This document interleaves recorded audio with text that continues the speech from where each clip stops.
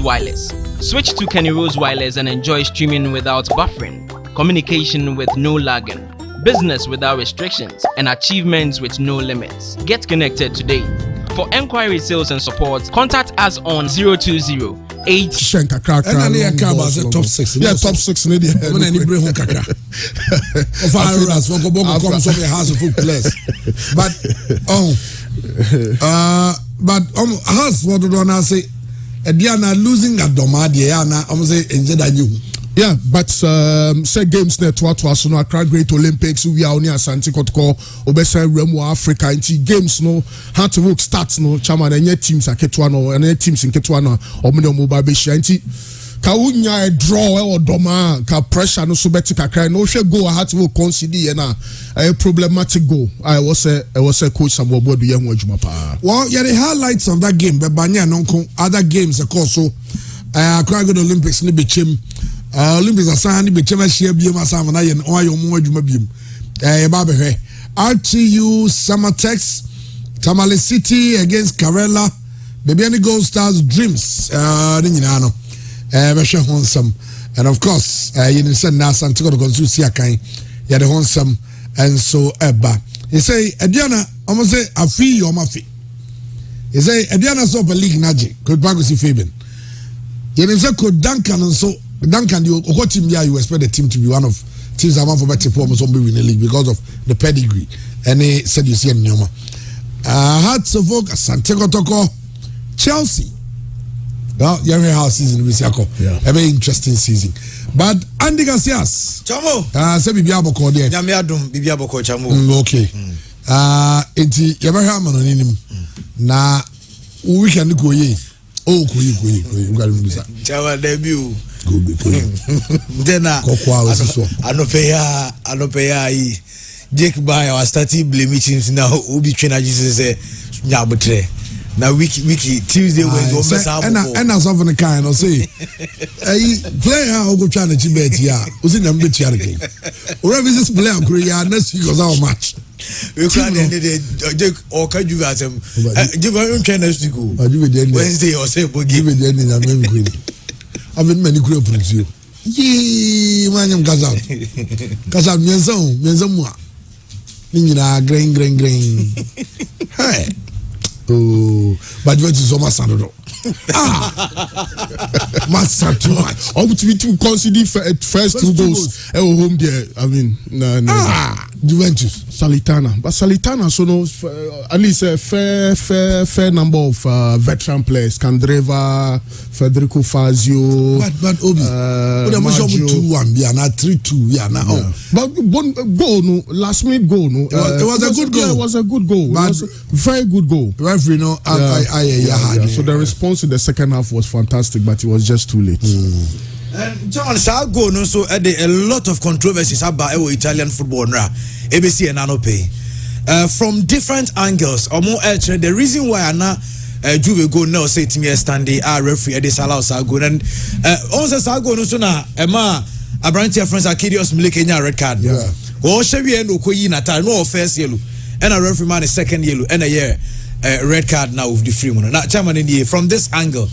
On person which say the player who the cross Candreva no. Right. I don't referee one audio. The other image in this one. Clear any. Now on outside on GTA Bonucci. Yeah, Bonucci. I don't say now Bonucci here outside. Yeah. So now Candreva was here. Yeah. They are not pay Juve for the book pa. Say referees not disallow mom 3 points. Our Munyan and right in the game. And I answer your book for because referee not disallow Jessica. But Juventus some more missing players pa Locatelli, Pogba, Federico Chiesa, Intinran Qualano, Maretti, no. I was excited for Bremer, but at the end of the day I think injury situations no idea back when hard but more reaction in the second half was quite solid. But Salitana ball or mobile first half nidia. I was here more credit. I quite a Dynamo Kiev ni Chelsea. You may simply underrate them because Juventus, Bochum and all of that. But So Piotek, Christoph Piotek, or Majori, formerly of Spezia. In fact, on a free Spezia, a Spezia team, no, Emmanuel Jessimu Kranun to me, former Spez, Federico Fazio, Dae, relatively good squad. Truth be told, a game what. Well, the 2-2 scoreline is a fair reflection of the sort of footballer teams in the boy. Because even at the time of Juventus for pre last minute winner, still not Salitana for no omu person hit you on the counter, omu expose Juventus power, but Juventus injury situation, it's terrible. It's terrible.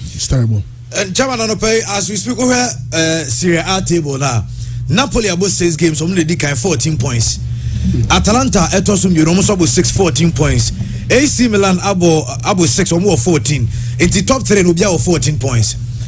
Udine etoso 4, Chairman more 13 points. Inter Milan etoso 5, 12 points. Lazio etoso 6, 11 points. Roma etoso 7, Roma will game and Juve as we speak, Chairman, Juventus etoso 8. Out of 6 matches, no Juve 10 points. And yet Juve there's a more pressure and so I started by Maximiliano Allegri. So said you was here starting season and yet. And season no number games now no break Yakuba World Cup. And just why and the move World Cup in the bar. Now one sense see right partners when I say Juve SB pray go last season Juve Bray and so many Champions League sport. One we are no more says is our quanaso. T and no Juventus 6 matches Serie A. Juve 10 points. Serie A anymore. Now, Chairman, Anope some more kudos Mohamed Abasubiu. Well, over the weekend, Ayas SSC Akaina kudos after Nyama Oyeye in the Champions League, Chairman, back-to-back man of the match. Kudos 2 goals. Wow. Kudos Mohamed Esabu. Kudos is on fire, and that's good news for us. Trust me. And me who say as a Christian, any problem with Ayas for coach, after a game, Obeka say only Brian Broby.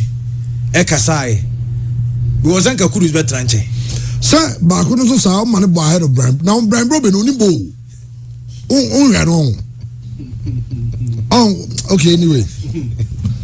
Coach is no mo kwa ni hu ade nya ehu. O say coach no say. O say no so o church Brian Brobe man ti ate na kudus bo. And no na tranche because kudus no obobi obehye go say yin na empa bo eta brand ti echi no. Oh, he's a good player.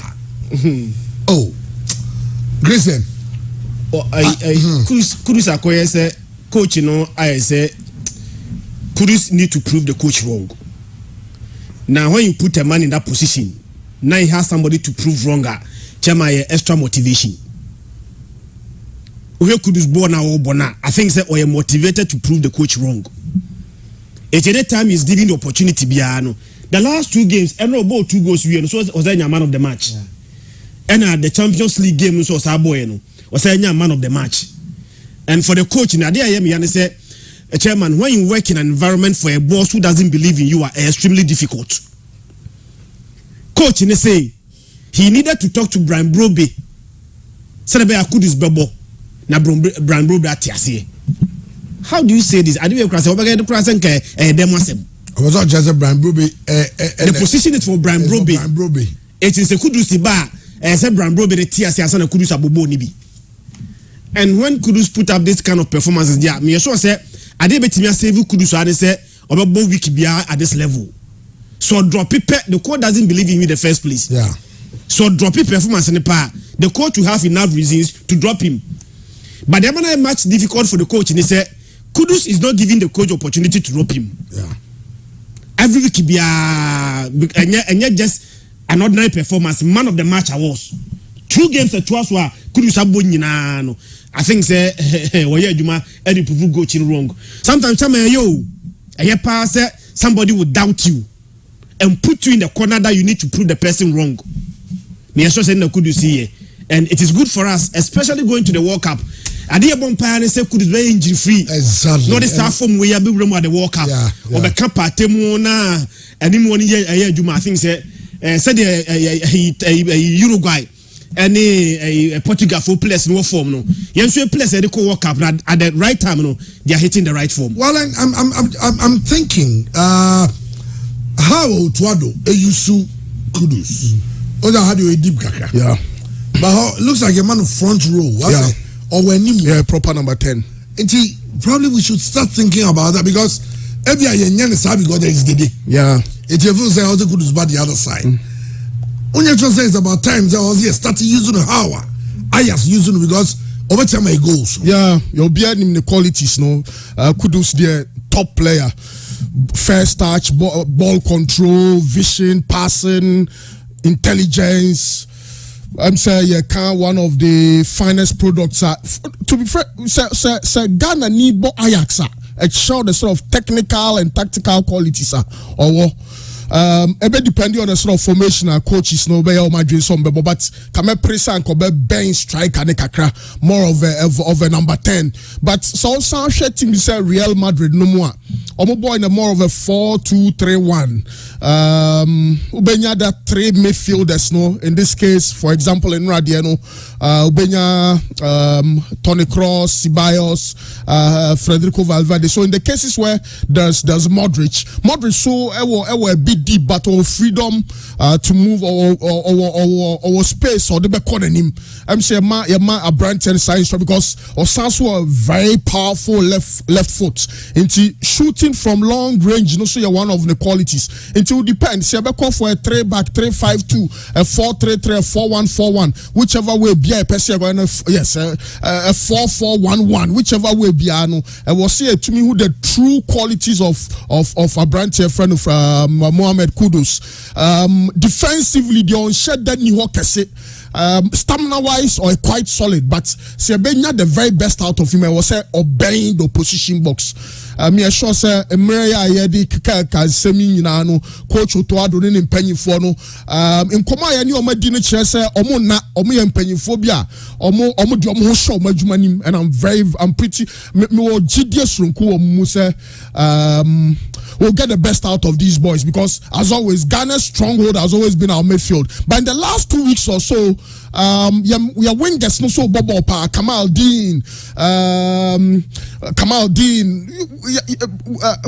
Fatao your boys no more 10-1 the Biabenya good report free man on a form but Kudus is our star on it. Thomas Tepate was here who said a bit to me a partner was our central midfield area near the very best out of him. I'm sure so yeah my grade A performance for Champions League now some a grade A performance our local league anymore. I'm just hopeful sir we'll get the best out of him during the World Cup. Chaman yen toso na yen ramu Bayern. Their worst start in 12 years. I'm about 3 games winning in the league. Yeah. 3 draws, drawn games. Yeah. And Wiggins on Saki coaches are. That's not their start. I did the start here from Bayern as well. Bayern news neto na chairman and Kaimo be already no be uti hu. Bayern Barcelona nyame admo chana in the Champions League. Barca win. Chairman we trouble at Bayern Munich. Players think boss Julian Nagelsmann should question his tactics, and is only blaming them after they drew for a 3rd time in a row and now face Robert Lewandowski's Barcelona. Well, who's that? And then it was just Sky Sports. No more came to say. If the question they were asking said Nagelsmann lose to dressing room nana. So say I sit Bayern, omu players and I say, they be about run all blue. Masa want to touch us now try no. And can that is name can. They say no problem at day ban our dressing room no. Okay, the same coach and the man Robert Lewandowski. It decided say obe free Bayern so okay time I know person okono.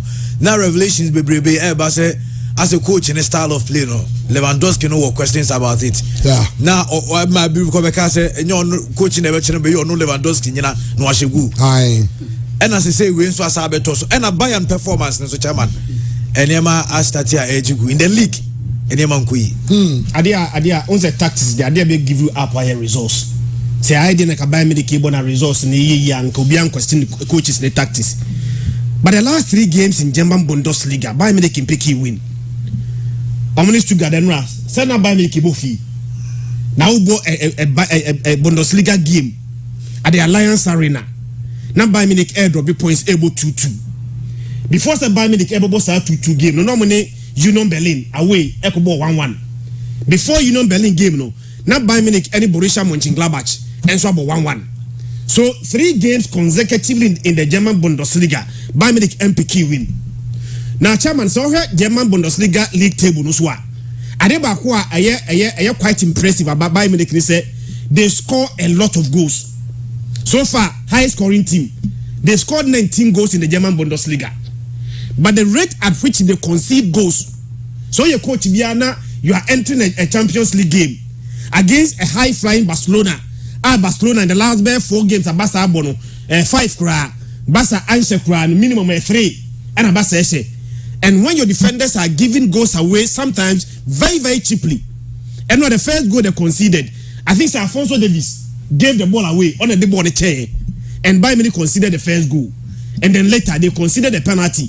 and then the equalizing goal and so etimi by Bayern Munich they are strong they are almost German Bundesliga and they but the rate at which they are conceding goals they score a lot of goals and they are to 19 goals after 5 games in the German Bundesliga quite impressive but the last 3 games 2-2 and conceded 2 Union Berlin conceded 1 Mönchengladbach conceded 1 and every coach will be concerned and yes a game no shankwa and I say but to be able to win games and sounds watch to be ye abrabo intimate tornet God will be able to concede goal but the manner in which you concede goals no very very critical and the way they consider that first goal Alphonso Davies I'm saying they know the ball here say no passes so no do then he gave the ball away and I still got him more than team equalize I'm take advantage and the ball no suit me to at them per this form German Bundesliga no the onboard German Bundesliga no a bit different from the way they play in the Champions League before some kobo Inter Milan we question Inter Milan 2-0 no my last 2 games and I said in the league no mutimi shebi but they went away and beat Inter Milan by 2-0 me sure say so much Sunday maybe no the sa form we are Asia Barca on Tuesday dia say china chairman me sure say omasobeshi they need to react and 3 games consecutively apart from Inter Milan game na ball and tom net no bobia Bayern Munich concede goal and that is too bad elective now almost scored the most goals 19 goals scored but almost every game they concede a goal. Okay. And Union Berlin the leading followed by Freiburg. Yeah. So next one is he losing the dressing room? My shot game no, but me share Bayern ball 19 shots, 6 on targets, but Omushe 2 goals. Not Stuttgart 4 3 shots on target, but 2 goals. Yeah, that means maybe there's a problem with efficiency in front of goal. Sadio Mane and State, Benjamin Pavard and State, but me share State 11 Ukraina. You're quite competitive because Alphonso Davies, Mazraoui, Upamecano, Matthias Deli, Joshua Kimmich, Leon Goretzka, Mati Tel, Musiala, Nabri, Mula, later on, or the Sadio Mane, no more by. But I'm looking at a Stuttgart side of ball, more of a 3-5-2 formation. Into a sense of ball away from home, no me a sure say almost city deep. Try some more, a best so keep pressure. No Senya, for example, in Real Madrid, any Real Mallorca, koye no, almost mouse spaces be my own dane ho. Into a bind call in a more of a 4-2-3-1 formation, and so it meant there was Stuttgart for no creativity and overload. Now, some sort of numerical superiority or central midfield areas because 3 centre backs, 2 wing backs, and 3 central midfielders. Sabana sana ma jumano aya den kakra. But me sure said Denti or drop a or bit Leroy Sani or drop a Chupo Moting or drop a Gravenbach nominee of course on Barcelona Barcelona force drop a omo players Bebre Lewandowski Fati Dembele Pedri.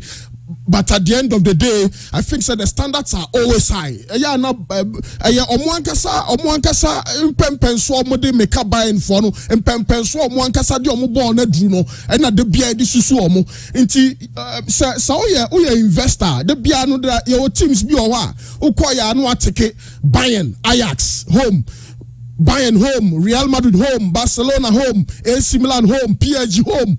And that, I think that sort of expectation. But many boys, Bayern boys never complain. He say, yeah, mintie Nagelsmann interview this season. But say in some a newspapers, a reflection of the AC or Chelsea.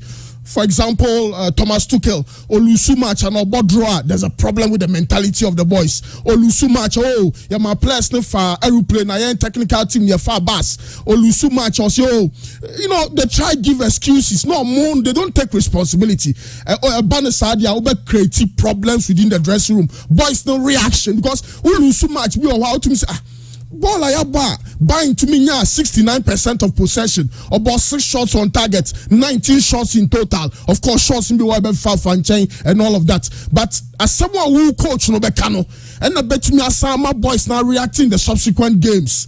I really don't know the problem in them. But I think season year World Cup na banana Freiburg ni Union Berlin omoda Surono. Na im say omo frio.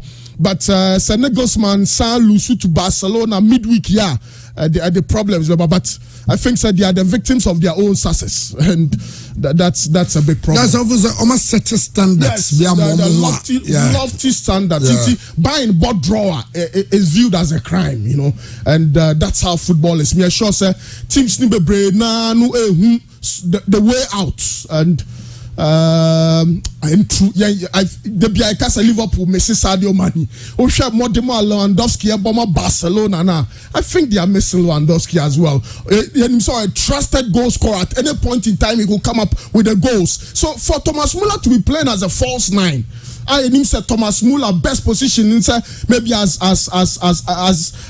an inside forward or as a number 10 or drop it from send deep areas and or drop it from midfield and run into attacking areas. So be a monitor no. Send you Frankie De Jong last season so the Thomas Muller now moon kwakobon 9 dia. Now ni team on so bot 3-5-2 never be see akandia. The mobility movement about dinka krama unya spaces to get in to get. I think that's my preliminary observation about this Bayern side. But as always, send your big teams more demon city. I'm pretty sure said they'll react. I was Nagelsmann who said on him ranty be na year jumanu and it takes 2 to tango. No and na mo be fix the problem na nya nipa back until who coach who say the bia the players na ya, and these are big boys. The reaction will be poor on be ya me apamo into on reconciliation. Talk to the boys, find out what the problem is. And Thomas Muller can be say I was some ranty no show mo ankasa mu and who said there be assembly or I was some no fix the problem, but me 200% sure say Bayern Munich will react. Okay, Andy. Transfer na. Yanko FC Barcelona Cadiz. When say Saturday near her game, no say the last 4 games between Barca and Cadiz. Now Barca and Timmy winning be. Now Cadiz for now winning 2 and Madrid 2. But over the weekend, Barcelona acquired 4 and Barca acquired Emma omo ensweating a winning side game. No na chairman our game na some incident be see. Yeah. Because it do baby now was the point now say the players in your dressing room. You stop it match no. You shut the television, cameras from showing the entire costume. Now what happened? Chairman the banser Cadiz almost fan back and unya akoma problem heart attack and now the cardiac arrest. The Abrantia friend Christian Eriksen enya be in the Euros no and supporter enya be ewo stance nimo. Now, omo identify omo notify referee no, and a referee stop here. But unim nipo obi e bona baso ende. Goalkeeper no. Ladesima. Yeah, he did well. Now, ejarebe mi ahwe ni images ni bi. Yes. One of kits, medical kits. You medical about Barca for physio no to man. Yes, Barca physio no Carlos. Yes, because say you see to no. I am perfect because I defibrillator. I should from class amaba. It was so be a timing yeah perfect. And yeah. On team can kon one also team can see no to man. I say a relay. Yes. Or the baton man no so edit to us course raw. Best assist. The best assist. Yes, the best assist of the game. Or two man no so dim the call. Or no so the call and also to call. Yeah. no so where obeche so omo amuhia na be say medical you was medical you was ti ono so dey ko no and ono so to edema medical team no mo so at every stage bia no I understand there was a fun and an medical team. It was fun. Me say fun bia ono ye na ono oye doctor ono kwa na so ne name obu ono kwa na ade shere ono ne nine and ono no was stance ni yes and into the boy fun they say at every stage bia no nyamoa from the Barca bench player no gia de no de corner so no bi wo ha obetime issue ade no yes that is what ultimate 2 year senka wanyo obi oben no na nka bia on wan kasa na otu mrika e de na ko be bi otena e bia nka no na too late and into no I think say enado omunyina kire say when life is involved all other things become secondary. There was this Cadiz player also a fast stretcher. Yes, Jose Mari on a fast stretcher and so they call maybe a brand and I'm somebody a brand and so and there were who said Barca boys ni be bumpire and Aro ni makandra Aro they know inquiry was amazing. Okuto bumpire wow and at the end of the game no Barca for because the most important thing no the life of the people and there is nothing that can be compared to the life of a human being. Absolutely. That's what I say. Yeah. But in that game, they say Barcelona and a Christian Kayano, almost first game na Barca and Shigu. After that, Barca not less than 3 goals. Aye. How many Bayern no crash? Barca be 2, one more than 1 goal. How many Bayern no? Na sabon goals be no. Yeah, Lewandowski be yom. Yeah, 5 straight wins in La Liga. Na Barcelona was mutimodi. Obi fan we are breaking ball. Mo ko ba we say 2. Currently, e ba no omunyan ko munche. O da munyan ga ka mo ball. Yeah, the ba no omudu omunyan ko munche. Ne say ball ye bo. Wo say be je say am be je. Well, Obi can say Ghana hanga. RIP. It's unfortunate. Because fabrilators no meaning say to me to talk bebre Ghana. A problem. So the boss when shada nya din bia sa. Na Ghana nyoma ne bo nya din nya ne to. Yes am na ke ba ko to lankusa man panyi for them. Kobra ne de kire no ya osia. Wasi oni obi din ko na engine si so. No bu anya na to. RC dey see na futu e say at least there should be players na see akan no. At least ye ma be mienu training. How betimi a react se bibi say see a. On say bibi say see na players no mudina park no me closer to the player no. Omunim anything to do a. Jamana mfa so obi ani so. In most cases be a besi bia European football besi bia no at least saa 22 players stay igna park no so. Ubenya baako na mienu bia they know what to do at that time. Yes so say F in as a project. Let's begin to train our footballers. Say bibi say see na mwane ma players na kaso mudina park so no. What can they do in the interim before say mo abetimi aba? Any very critical. But Barca the chairman ani die nko say mo ede we games na ebona 4-1 to Sociedad, 4-0 Valladolid, 3-0 Sevilla, 5-0 Victoria Posen, and then rest akoshe ka say 4-0. Na the mama ni Jim ni say throughout this season we have scoreboard so there is no any moment in any game biana Barca ever from behind. Say bia Barca be win game kra na Barca en consider first goal. And so about at every point in time, Biano, either say game here 0-0, and I say go be a bad game no more. Barca take a lead, no. Now, since Xavi also took over, Barca are 17 games away unbeaten. A record set by Zidane, I think, say in 2016. And as Zidane SAT record away, of course, 17 away games are now on Lusubi. But Xavi took over in La Liga, and they Barca are 17 away games are. Barca answer Entimi and Lusubi. Now, in 5 games in La Liga, the amazing thing is that Barca constantly just 1 goal per 4 clean sheet and a Barca Etimianya. In as much as Barca more goals, call anymore. Barca attack ni and there's a perfect balance. Once we are scoring so much goals, so many goals, I bring a call anymore. And then since Barca started seeing goals, first game Entimi goal no games are twice winning. Barca sha minimum 3. But a chiro what my Juma defenders and so you know idea so any pa say about 5 games in La Liga. Not 5 games, you know, just 1 goal penalty I consider. I think say no see a very impressive. Yes, I didn't many sides game of say the last 2 games are Barca any card is boy no. Na Barca ntimi she go pe. Ye she go back okra. Me kai say na 1-0 and a 1-0. Almost say 1-0 the two previous games and the last game before Enra game no about 0-0. So in our 2 previous games against Air Cadiz, Nabasa Entimisha even 1 goal against Air Cadiz. Benra in just 1 game, Nabasa Air Bomu Air 4-0. And now I'm sure changes now. I'm here line up now. Coach in making a lot of changes. I'm saying, hey, Gaga line up penny. PK for the first time this season Ebobo game. Onia Royo and a ball 4 and 5. Bad maintaining the left back position. And a Victor Beharin. And so a ball left back. Frankie de Jong, Sergio Busquets, and a Gavi, and a ball set central midfield. And a Ferran Torres, and a Memphis Depay. And a starting game them attack at Bassa. But Tama Bassa any proper dominance in the game. Tama coach, make key changes. Dembele ebe share goal, Obembe share goal, 90 plus 8 to Dembele share goal. And Gavi every moment Lewandowski eba game 57 minutes. But 65th minute na Lewandowski share goal. 1 year 10 minutes to score a goal in that game. Rafinha and so every moment Ansu Fatiba now Ansu Fatiba share goal in the 36th minute. And I think they placed the free bench by made a lot of difference. And Abraham Air Card 4-0. The only say you need to build some of this form and momentum before we bet Bayern Munich. Now, I think I never quite basta for anybody pa and say done say Duama branch defend Dembele as stay fit because Dembele fit there. Me sure say we're one of the best wingers in the world. Me sure say social media last will be biano. Number 4 compare Dembele and Vinicius. They are 2 amazing footballers. Dembele said the finish in the assist to Barcelona no quite impressive. 5 games in La Liga so far for Dembele. Dembele made 2 goals, 2 assists, and in the Champions League, Dembele made 2 assists in the Champions League. I think say Dembele stay fit.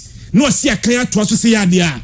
Barca have serious asset that branch defended Dembele. Mpaya ban is engineering into member and the critical sebation Dembele no akwa kupra. So on plan kwa dia Dembele Lewandowski partnership no 1-3 meeting propel Barca to the future. Well, so but still also now coming about players no do me go fast stretcher no. Images no nyina jaibe niahwe.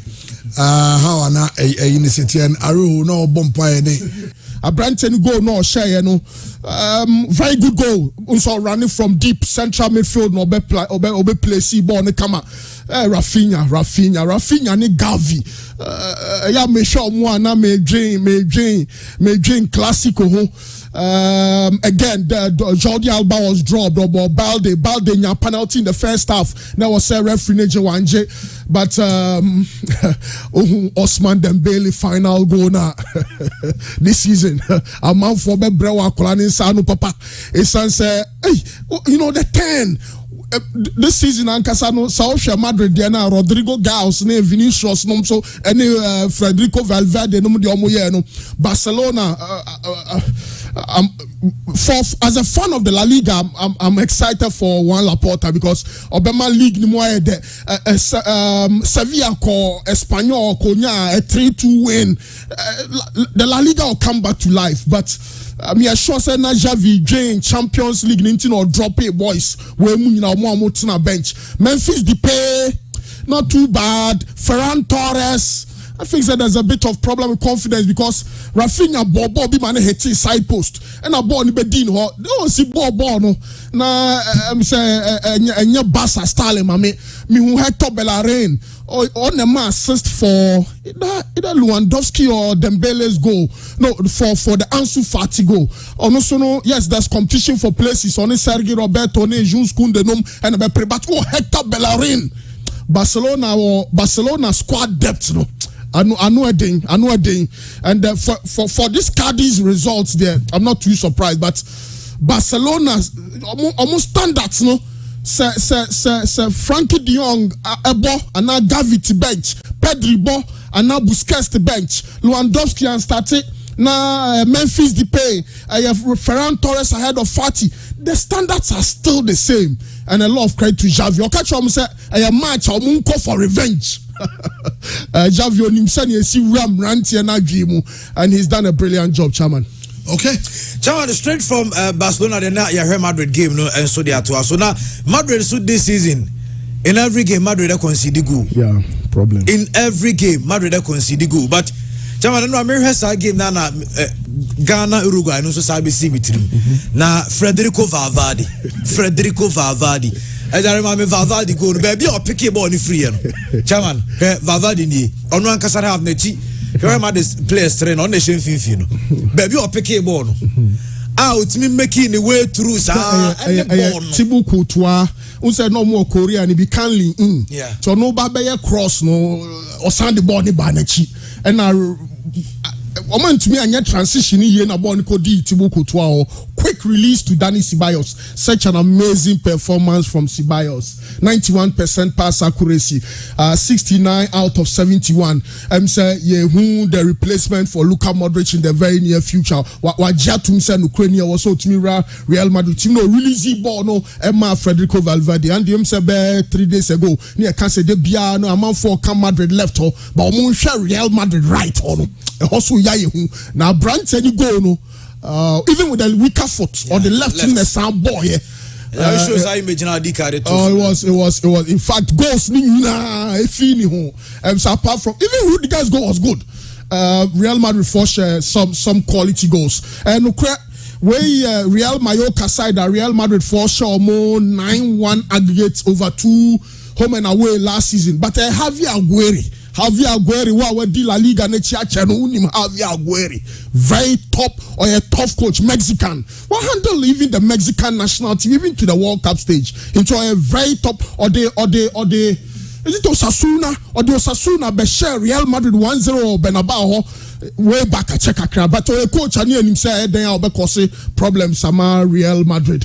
Don Carlos changes kakra. Ceballos, Valverde, Toni Kroos into there was no Tchouaméni, Eden Hazard problem on and he said more of a 3-5-2 formation into movements truth be told Hazard there after the game Ancelotti say better so be Rodrigo ne Freddy Valverde say obo force na ya benya Rodrigo na onya Freddy Valverde Hazard dem so good nature Hazard there I'm say coach ni changes or they Luka Modric bam or they Kamavinga bam and or the Nacho and Omar David Alaba call left back. Oh, that's when the game changed. Now Real Madrid in opportunities. Rodrigo. What a player. Ebema Hazard at 9 kakra. But again, I'm say Real Mallorca for no Real Madrid a very, very tough test. So Madrid winning lead goal no.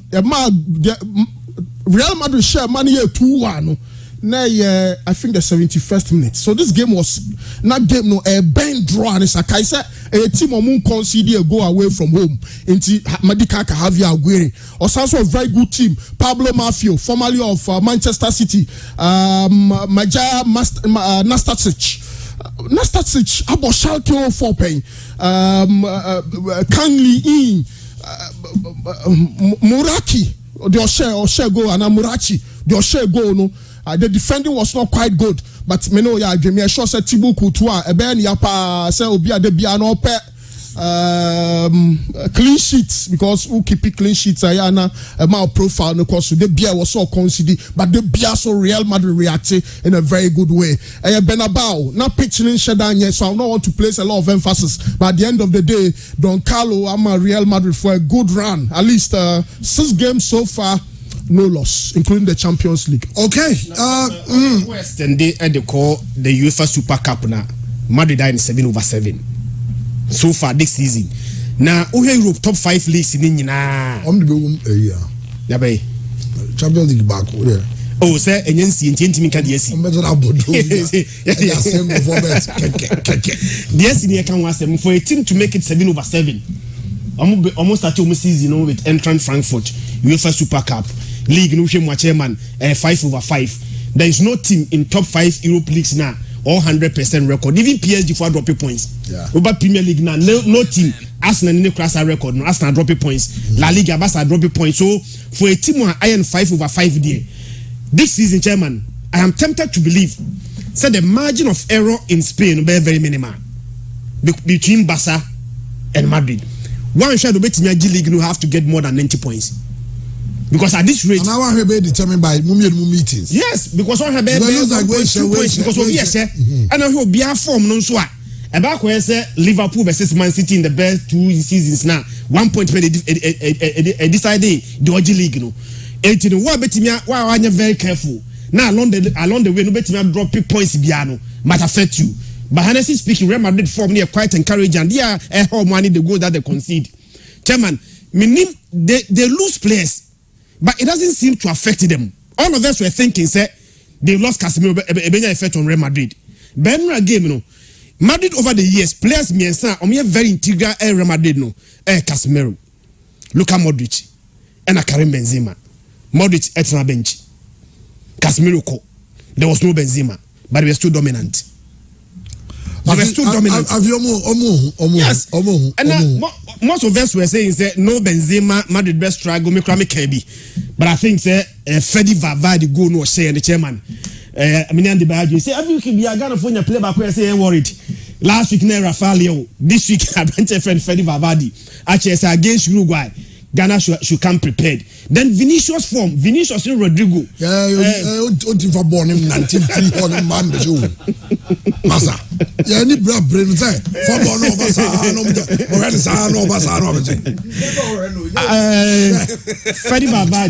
Freddy Valverde cross and a man ball Champions League winning goal.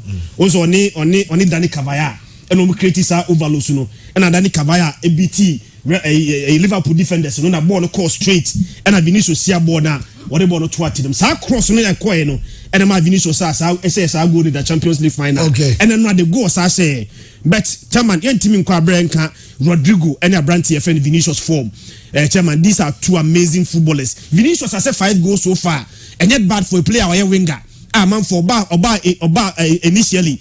Now they were concerned about the finishing, and then he has worked on the finishing now. I improve on his hand the finishing, you know. And then Rodrigo, 5 games for Real Madrid, 2 goals, 3 assists for a player in goal involvement in the last 5 games, 5 goals, quite impressive. In the second, the goal no say no. The way Obiti had 2 defenders, no 1-1. Obiti had 2 defenders, no. The calmness out to me the finishing goal, no, quite impressive. 2-1. The only worry I mean, Madrid now, ya branch will be the Kaka, Hazard. Last year, also Hazard in a very good game against Celtic. Tamaha Benzema film or boss our force 9. Now quite impressive. Second game against Team Madrid last season. Madrid SM Mayoka 8-6-1. So now Kemuya sir. Etika Okonya very good game against Celtic. Now against Team my friend Mayoka now both here. Now Mayoka said that tough sir. Last year 6-1. Now an opportunity for Brent friend Hazard to make it claim. But another disappointing performance for Brent friend Hazard. I'll say clever chamber for Semin Kancho say Bayern will test your pulse tomorrow. Also you can be assured. But I'm for my Facebook. I'm for Miss Bayern. That it means through Bayern, but I need to respect them. I cannot underrate Bayern Munich. Champions League. You can't underrate them. Yes. Wilfred Sasida was saying, please talk about Pakistan versus Sri Lanka cricket. Pakistan versus Sri Lanka cricket final match yesterday in the Asia Cup. What a game! Now try now to Nobogo France. Oh yeah, I enjoyed it. And Wilfred Sasida now Sabatroy. What a game! Now Kepizo, but no say. Yeah, come ball. I will say Chaskili.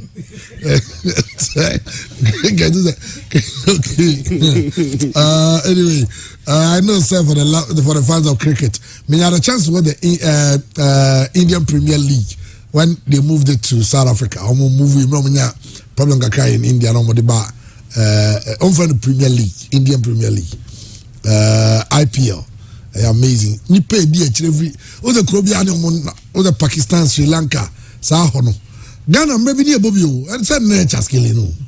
Aha, but I'm saying and I never Chaskili, but I need one okay. Andy Bray because if you ever US Open can 5 minutes. Okay.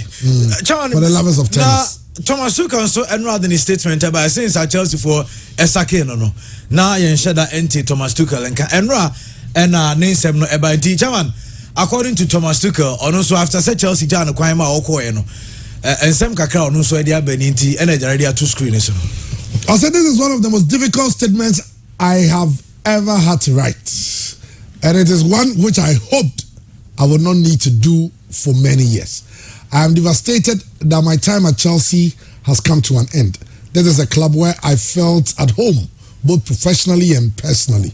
The pride and joy I felt at helping the team to win the Champions League and the Club World Cup will stay with me forever. Thomas Tuchel, former Chelsea head coach. Yeah. And his statement. And I won't know on the Muko Woku, West London. Okay. Yeah. See, but Chelsea new coach, friend said, Graham Potter and Swapa, Brighton supporters at Joe. Wapo Macho. Now, and also, I say for some, I recognize that a change that comes so suddenly in football can be hard to accept. I may not be able to persuade you all to forgive my departure, but I would at least like to take the chance to say thank you. I hope that you understand that at this stage of my career, I felt I had to grasp a new opportunity. I know, Graham Potter. Now, on N'Golo Kante so Chelsea, the contract never next season. Chelsea are offering 2+1 year, but as a Kante say they will pay long term. Long term. Scanning my own. Scanning my, but also per long term. Chelsea is going to say long term contract. Yes, Chelsea is going to say injuries, you know. I went to me man how long 4 years, 5 years. I went to me first our contract in a man. But we say injuries ne are those who N'Golo Kante side. So man now PSG befano. All the PSG for penning in it. I know France ni Edo Kufi. Oh, handy, more no money, baby. Tell me this, still Neymar on fire. Neymar starts this season there. Tell me, Neymar starts on the weekend. On the Sashi PSG go no without assist from Leo Messi. Now Neymar so far 9 matches, 10 goals, 7 assists. The goal contribution 17. Neymar. Wow. Then boy next year Ghana and Ghana and Brazil now send him at the also sorry the man some and the last we have baby that's what for bag Ghana and Brazil and Bovia and I'm Bajedi so Rodrigo and nothing I say yes I test no what I say you go boy against Portugal started what I say it's in Brazil. Now go see Neymar. Theodore, only careful. They'll go on the Tariq Lam to the rebel. Oh, Portugal so born Nigeria. Vinicius, Jnahana, Ijnaha. Hebada, Macho. Vinicius, Jnahane, Jnaha. Rodrigo, also we can give you Rafinha Bebo. What I say? The strikers were against McQueen or Small. If Alison Beck and the very good test. It's only a trouble 2-1 now. Now, for what you have to say, the Black Stars of Ghana will do something at the World Cup. What I say, and now rent away you are showing here. Ghana matches they able 2-2 against Portugal. They share 2-0. They are Uruguay about 2-1. They are some 20. What top group? Now Cameroon is at the second almost group. You near Cameroon was shot second round of 16. Near Cameroon about 1-1. Now opponent is near winning. If we are no any or you see anyone in Spain and you're in Netherlands. Quarter final, they are showing 2-1. If you are in Spain, about France, that's what is in the Ghana to World Cup. And I'm the people are so happy to be because. Hey, it's last one of the story. Newcastle brand here, friends, Saint Maxim. On say you can't the generosity of other players. So Ronaldo mo, and Leo Messi mo, N'Golo Kante mo dey attack. But brand here, okay, so na same way Newcastle bo game where Emma no kwache fan bako. Say random fan back or and watch. I watch. And you can watch them. Now, and so as I watch the channel, you to glass in that. Oh, but yeah, we try. I want to start it by Chairman. I see Osano and never be blown man no person here, but no person tortoise ness anyone, but when your opportunity. So by yes, I know we gonna scan you. But baby, I say about Bejana, almost so I'm French bana. No one share the same dream. No one maybe a German. Now he's in a capacity to wait here. Yes, I am on their mom.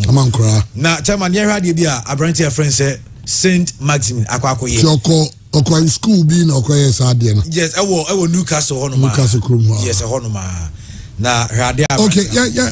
On catching of tennis, as I'm more worried about the fact that omo nyina tie show is so much na yabo US Open Zviatek every mad there mema de nso yabo ni nyina chi looks like yente ho bibia abi nyana boko there yeah open boko nice one yeah US Open no yes na say uze Ghana de ya tennis na ibi yo ba emane de Zviatek on win here yeah boy mu kakra ne mema ne de ni nyina enim say Carlos Alcaraz and the first Grand Slam title. Yes, yes.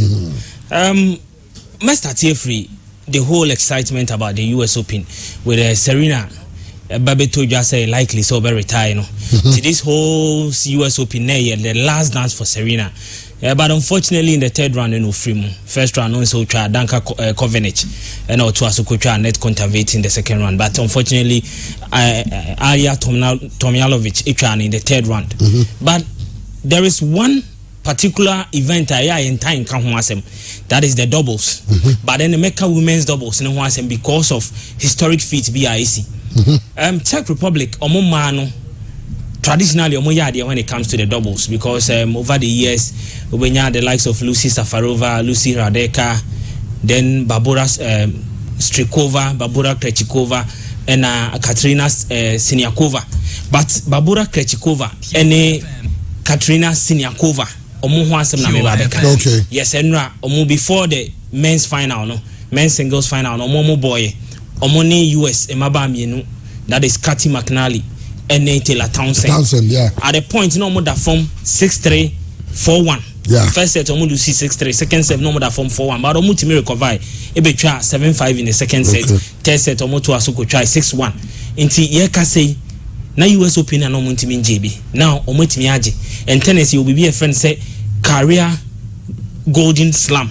Okay, that is OJ Grand Slams ni nyina four ni nyina Australian Open, French Open, Wimbledon and then US Open. Now AJ Olympic gold medal at the account and a golden slam. Yes, ye ka say sam mabami no omotimi ayebi already now AJ French Open and Wimbledon in 2018 and almost IJ French Open 2021 no more Wimbledon this year and no more Australian Open so this year no more US Open account and no more join just a mar 4 or metimi ayesadim so ma complete our career golden slam no that is Palm River and Gigi Fernandez and Serena Williams and in Venus Williams or more pen and no metimi ayesadim and Sam Mabami anyway Barbora Krejcikova and Katerina Siniakova now Iga Swiatek and so you be born abaso because this is her third Grand Slam title and first US Open title for her. She's the only Polish with me singles Grand Slam. Poland omwabakose munyina obetimi aka the likes of Agnieszka Radwanska no be born homodin 2012 call Wimbledon final Serena Ichano but no munyo obi a wetimi atras ahead no etimi drew final etimi age but ene ya ye ka say ababa if say gas Swiatek etimi aye sade no and yes sade no US Open no. She is the only female player so far 3 finals our bonyina wetimi age Grand Slams 3 Grand Slam finals our bonyina waje and all in tremendous fashion because finals me ensa our bonyina waje ni nyina no we winning in straight sets Yebeka ya French Open or in 2020 no or winning in straight sets this year French Open or winning in straight sets and our sanso waje US Open in straight sets and we are joining just Lindsay Davenport with me ISRDNB because Davenport yes Davenport AJ the US Open in 1998 Abrano Ucha Martina Hingis by no Ucha in straight set and call Wimbledon 1999 Coach Steffi Graf that was Steffi Graf in the last Grand Slam final of boy in 99 Wimbledon and so Ucha in straight sets and in 2000 or Australian Open and so or signed Martina Hingis in straight sets into just or no any Lindsay Davenport and it me I said and say omo Grand Slams 3 finals omo boy no ni nyina no mo je in straight set but already this girl waje 10 singles titles 3 Grand Slams but 10 now waje ni final be obobo bia no on drop set okay she's flawless in the finals be into 20 sets our ball finals nya we winning and player why ya dey cry against her in a final and say we tikino so far on job on any boy in the finals on Saturday no on spend it me taking the 6 games in the final because final on boy on Saturday no the last set and after the second set no boy and then the court tie break and no on say it me 6 games before that now I had 4 games now benya And that is how dominant Iga has been. And I like the way she's been able to compose herself. Until said the likes of Naomi Osaka, Mama Stardom, Edidi Omutino. She's a very talented player. And with me, I stay calm. And that is what keeps her going. But so far, she's done so well. And Yababon Abbas, because she's the 7th female player in the open era. You can't open era in tennis. That is 1968. Tennis, tennis professional. Yes. Okay. Professional players, any amateur players, ball in the Grand Slams. Okay. So far, she is the 7th player. Rebecca say, wait to me, winning her first 3 Grand Slam finals. Okay. After Virginia Wade, Monica Seles, Lindsay Davenport, Jennifer Capriati, Naomi Osaka, and Ashley Barty, and Iga Swiatek. But remember finals. Yes, Carlos Alcaraz. Yes. He prefers to be called Carlitos Alcaraz. And Nenye Grand Slam Ninkwane at stake. But number 1, no, world number 1 is at stake. And J Grand Slam, no. So far, Yankan is joining the likes of Rafa Nadal, we're joining Carlos Moya, and on one coach, Juan Carlos Ferrero. So more Grand Slam Mediama Spain. And of course Spanish tabloids like Nasa Oko ASR, almost say El Nuevo Rey, that is a new king, has been born in Carlos Alcaraz. In TNA, I can say he's the youngest world number 1 because at 19 years and 4 months, and with me ascending to the top of the rankings. And so far, send made in Kankara Fanada, Maka, Juan Carlos Ferrero, no Maka Carlos Moya, we're joining Sam Rantiemi and Sano as world number 1 or free Spain. But for Carlos Alcaraz, at the first time, I mean, no, a 15-year-old in 2018, and a modern boy, no obo, and the level I know show no. So Franco first started comparing to Rafa Nadal, and hope piece of it me reaches our level. No, fine, it is early days yet, but so far the Carlos Acheno, and then no the Oche against Casper Ruud in the final. Casper Ruud so we're born home with the Yamon Abaso. This is his 2nd Grand Slam final, but unfortunately, we see 2 players be unknown to be in Chomo because French Open will share another channel, and now or sign call US Open, a younger Nadal. And also some sweet channel, but there is still hope for Casper Ruud because we share more than more clean so now. And likely said that did actually be no Rafa Nadal call with me at the French Open be the scene now. So but Yamo Carlos Alcaraz about so one home. Fantastic. Well, Mousa Gogula been mubusa a branch and wine, but didn't you be Raymond. Ray so yes. Now tennis the MZ Ghana de be a teacher one. I had it. Okay, all right. Grayson, yeah, free tennis near Zambra. Oh, now you have a bright about Taylor, so about buying commodity free. Of course, Benny, you could dream in Bibia. But Ghana Premier League games course so now a Jerry is an in Yajuma and what's happening? We're sure because Minas was a yes, okay. There is a WhatsApp near Mamati. It's now saying another results no at here. So I was minimum Grace on social media. Above us Black Galaxy snail Diana one. Some say hearts of course say trolling. That's what I mean. Yeah. Almost trolling out the book bar. And of course Asante got the fans. No, what they have to book for the say. Unya is because anyway, saying on Saturday, Ghanaian Olympics I hope say a Jaiba have highlights no of most of the games are a buy no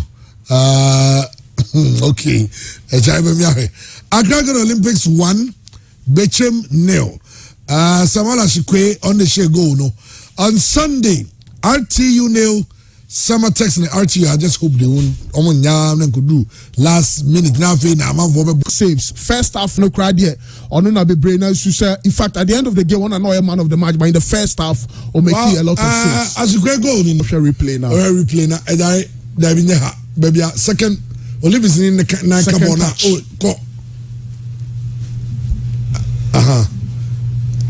Oh, it's.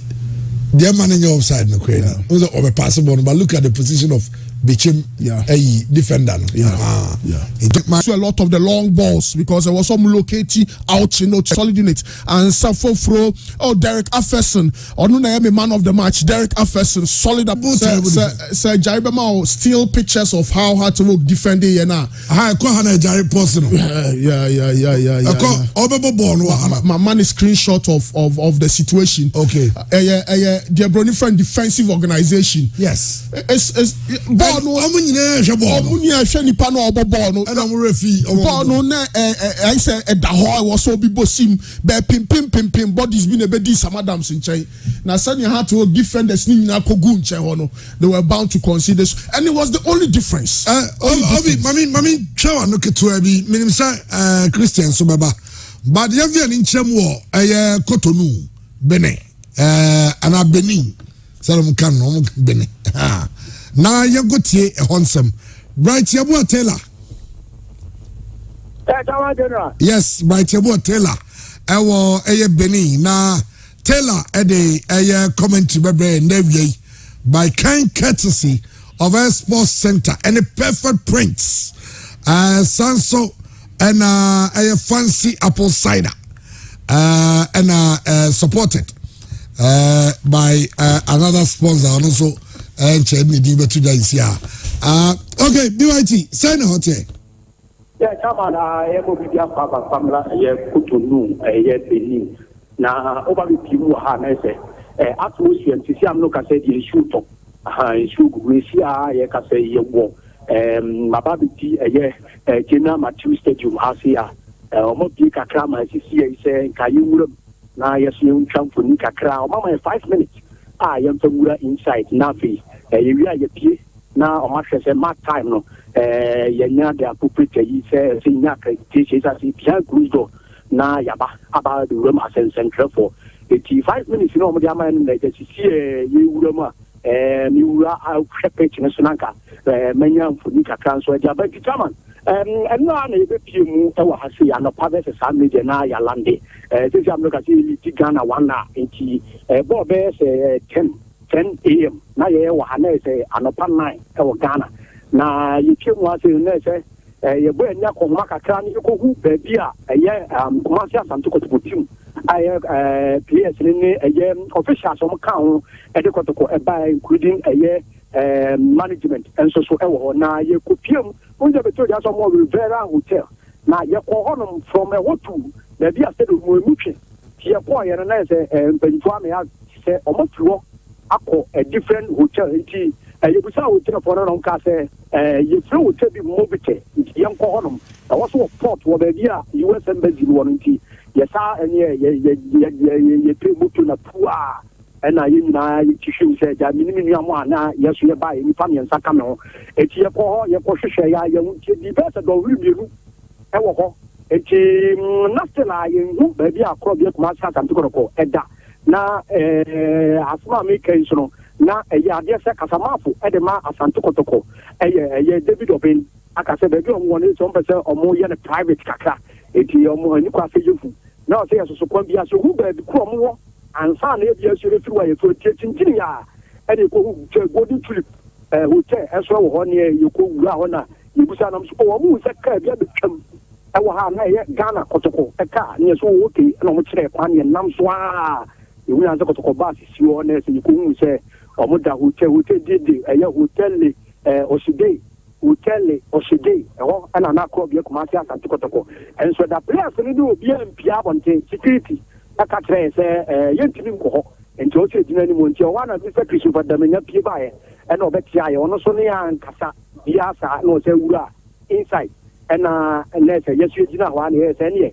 Yes, you may be a park and so 1 year disobey. Yes, you don't cool ye, and yes, you're dying, and so a buyer. You will walk on a year 14 FC of a year Benin, and a second Musa, a bomb and so a cup Champions League, and I'm going to go game Monday, and you be ma a second show 2 goes to 1. Our party, you know, near your copy baby. Yes, you know, me, I'm going to Tibeto. No pay. Yes, I sort of say, and they also say, who will be able to call, but David Amian will say, and a bomb breakfast, less than a bomb, or we are on their meeting after meeting on my lunch, and I say, ɔmo nso aba stadium nti ɔbɛhu team nankasa this after the game nti ma yɛ ma ɔkora ɛsan sɛ ɔmo wɔ inside nyade a yɛbɛnya access no ɛna nti no sɛ bɛyɛ a yɛnsan fo kaa baabi a ɛwɔ no to hɔ no ɛte sɛ adwo so to ɛyɛ kurom ɛhɔ ɛna kɔtɔkɔ da baabi a kɔtɔkɔ team no da sisi ɛne baabi a stadium no wɔ no ɛna stadium no nso so ɛbɛn baabi a yɛ so yɛabɛgye a yɛda nti na nikwa sɛ yɛbɛsa ha yɛ ho akɔ hɔ asa aba back nti ɔma yɛte asɛ sɛ yɛbɛhu team no yɛ after the game ɛna yɛate asɛ sɛ yɛaba bɛbɔ awura mu wɔ stadium ase a yɛama 5 minutes sɛ yɛmfa nkɔ na afei yɛnsɛm pii out a ɛnɛ yi no mu a so na yɛde kasa yi a yɛwɔ dwumadi sɛ live on PFM 95.7 mega nti sɛ ma wobɛkurom yɛade a na nno agye mu na na ɔmani wɔ so sɛ kɔtɔkɔ aba ha ne ade deɛ obi ante hwee sɛ ne kadeogo san sɛ kadeogo nyɛ tim afiri a saa nso na kɔtɔkɔ so nyɛ tim afiri a na mmom deɛ na ɔmo nimu maakya na ɛkɔ so no yɛ Porten FC game a na ɛno ɛba so ɛno deɛ supporters no ɔmo bie ne free gate na kyɛ mo mimi mɛ na mede video kakra to ɛyɛ group videos no na yɛyi ne live ɛde kyerɛ yɛtiefoɔ nyinaa yɛde ka yi kɔtɔkɔ hotel hɔ bus ne si hɔ ɛne biribiara stadium a match no bɛkɔ so no ɛne ɛno a sec ball na ɔmo bɔɔ ne nyinaa no yɛyi ɛde kyerɛ yɛtiefoɔ Yeah, it's time no ban your grass and dear chamu as a what you have artificial. Papa. Na BYT I born the time bay. Angasana. Time no 5 p.m. Name of Ghana 4. Yeah, I have the Ghana 1 hour. Had Nigeria time na ye pe. It's Ghana time 4 p.m. The Beyonce say and I have the 5 p.m. and I game no ebe Barcelona ɛnna no nta kɔtɔkɔ anya akonya anya training wɔ ha sanso na kadiogo so anya akonya anya training wɔ ha ne nyina ne sɛ na akɔ bi akoma se asante kɔtɔkɔ time also be training wɔ ha away team no ɛyɛ a day before the game saa da na so no ana saa brɛ na akɔ na so na game ɛnso ɛkɔ so ɛwɔ ha eti possibility sɛ kɔtɔkɔ be training wɔ ha no na enye ye saa ebi anka after the game na ndafo like kɔtɔkɔ akɔ ne mo kɔtɔkɔ kɔ ye training wɔ Rene Preve,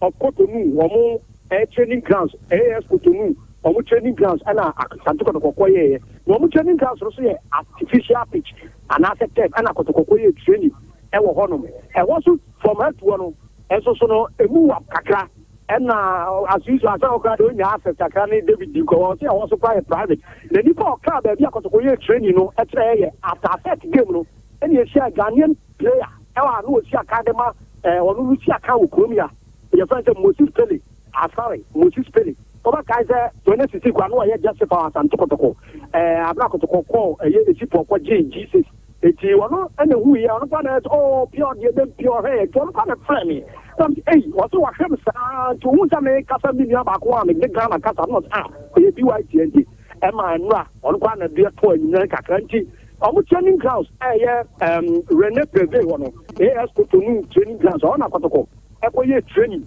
and no more assets training and so park so and up no time I have an Kakatuko one day barrier special kakra but Omudu Yanona have a sworn yes and almost I yes if you almost so quite to me me training to Samo and Yami Adama 4 p.m. Ghana time 5 p.m. Okay. All right. We want to Jauna. Why you on share any bibia? Na say, what you are prepared for the game, you know. Na you team the live commentary, no. You da brain and the team for our age ready. So, by can't get see of Perfect Prince, and our TBI team can Perfect Prince and a sports center. Na the tian say, Perfect Prince there. Anything print embroidery.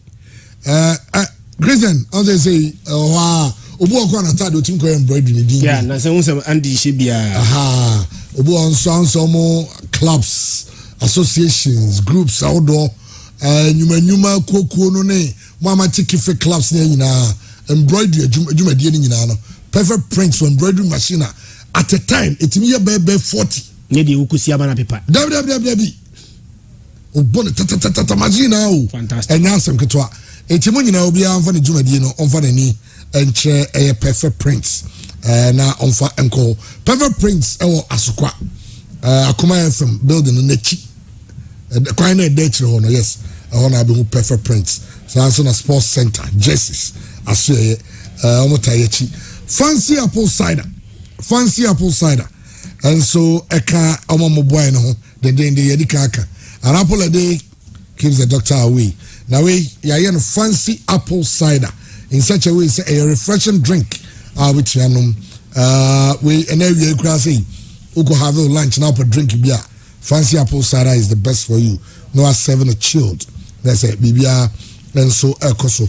Almost take in your day. But during the comment, you know, you're the only some do no, and so at the betuja at the amamo or madaroma and your day live comment to Baba Sanso and you're in Rough Rose Montessori School. Almost say admission is in progress until you're the almost one some do na at the bar and last chance travel and so Abataichi. Okay, near Kaba Hearts of Folk. Yeah, we are next year about a Kotokonso game a Basono and so Chamanti, I was saying, cause some of what do not share any obviously defending situations be say because I mean this sad defending way there. Me sure some Kobobo high profile matches. Very bad to lose such a game. I think the boys did well. They created a lot of chances, but they squandered all the chances. But it's rather unfortunate that with a little mistake that cost us a goal. So we are not down.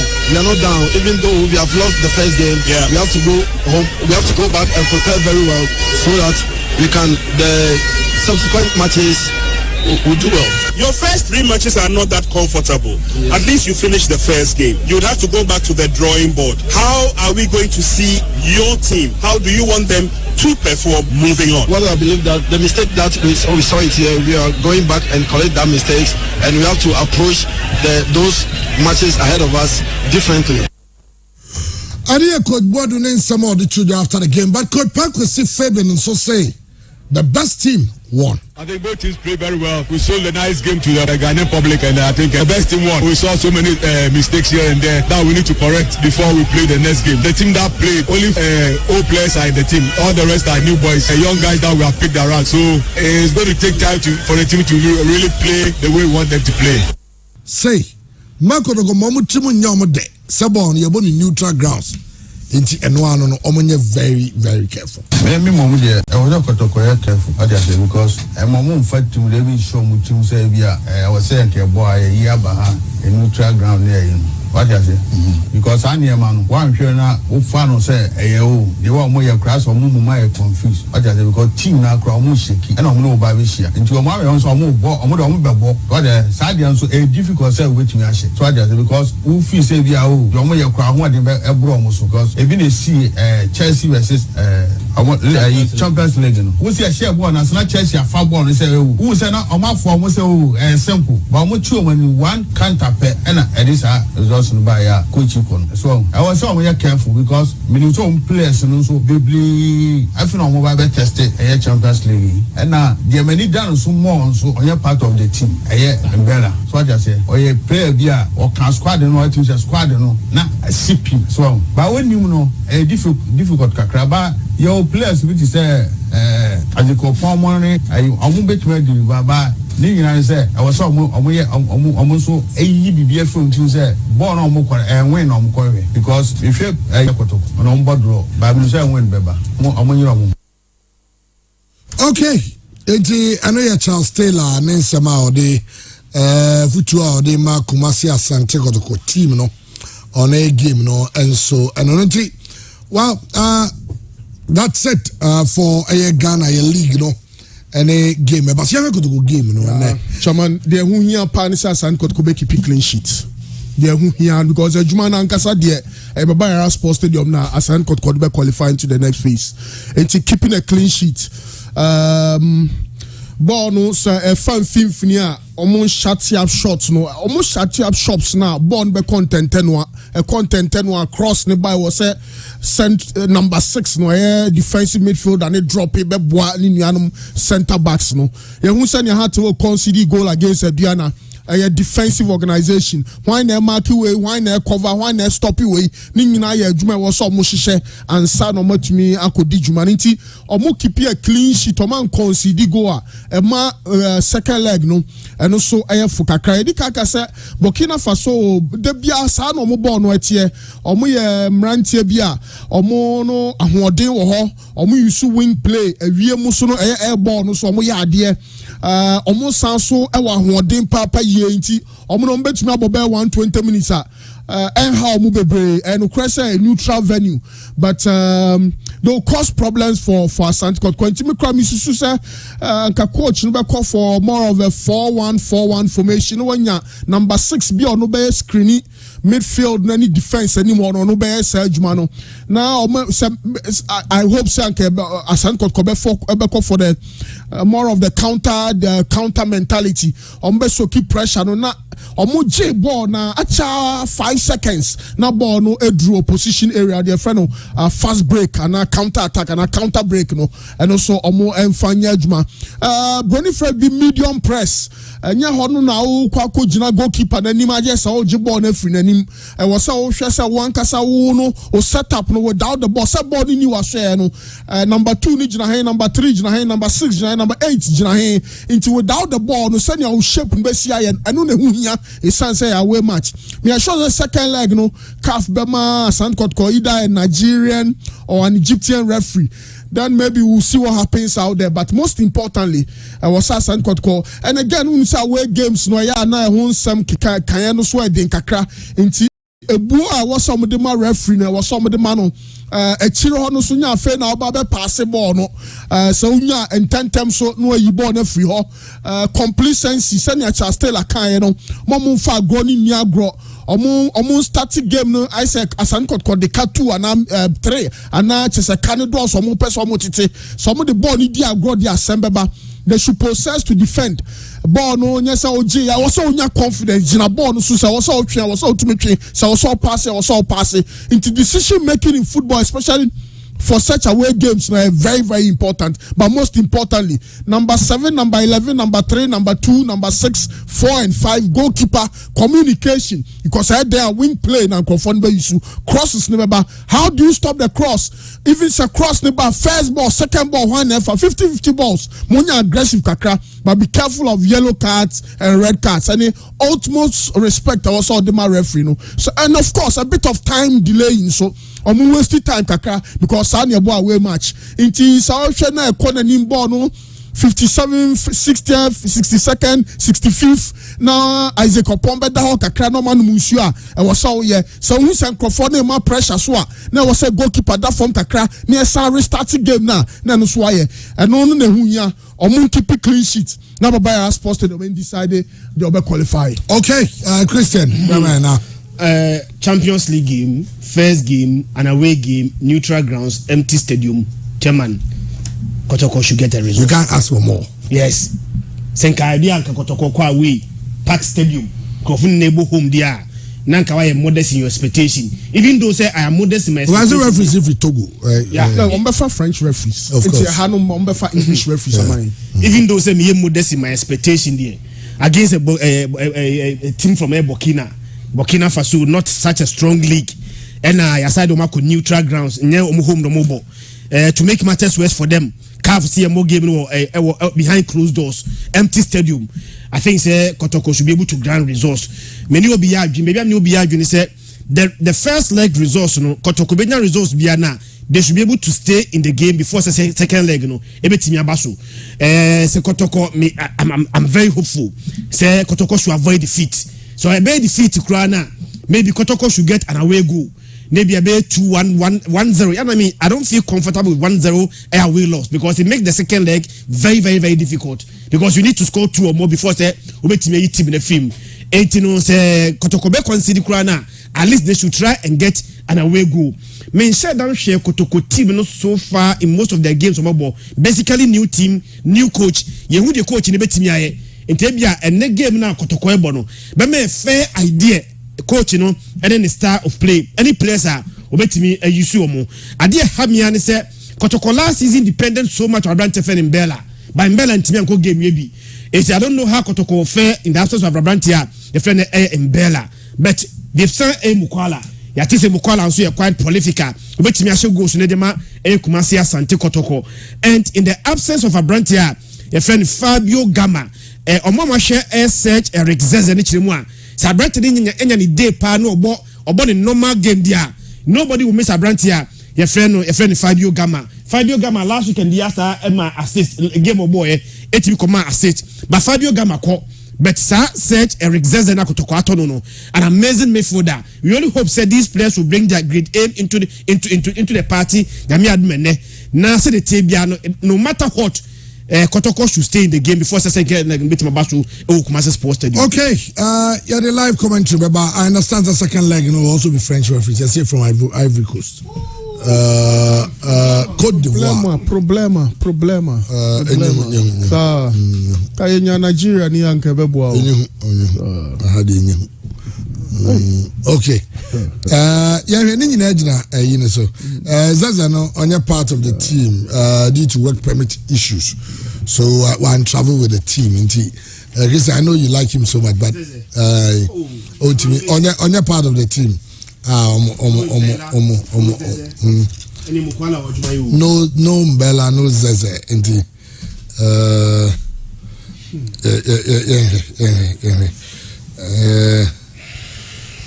Okay. All right. Okay. Vodafone, too much. Non-expired data.